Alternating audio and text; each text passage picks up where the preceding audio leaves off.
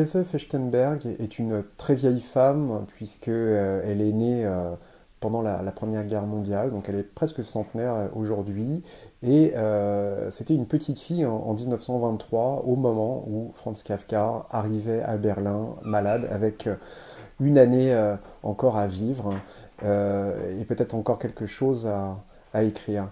Euh, Elle le rencontre supposément, en tout cas c'est ce qu'elle dit, dans un parc de Berlin. Euh, Elle serait la petite fille à la poupée. Alors il y a une anecdote là-dessus, qui est une anecdote dont on retrouve la trace dans tous les sites et les ouvrages sur Kafka. Cette anecdote, c'est la suivante, c'est une petite fille dans un parc en pleurs parce qu'elle a perdu sa poupée. Franz Kafka s'approche, lui demande pourquoi elle sanglote comme ça. Elle lui explique. Il lui dit mais non, ta poupée n'est pas perdue, elle est partie en voyage. La petite fille est un petit peu soupçonneuse, dit bah, j'aimerais bien avoir la preuve de ça.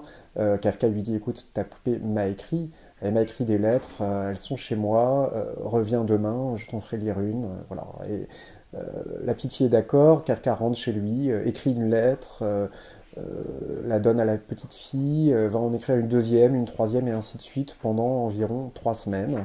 Et ces lettres, aujourd'hui, ben, on en a perdu la trace parce que la petite fille en question n'a jamais été retrouvée. Et cette histoire, c'est une histoire qui est racontée par Dora Diamant, qui est la dernière compagne de Kafka.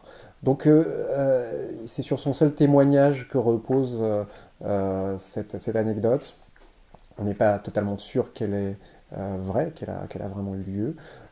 Pour autant, c'est difficile de soupçonner Dora Diamant de mentir sur un sujet comme ça. On ne voit pas très bien pourquoi elle aurait inventé ça. Les spécialistes de Kafka ont plutôt tendance à penser que l'anecdote est véridique. Et Else Fechtenberg serait, donc vraiment au conditionnel, hein, la petite fille en question.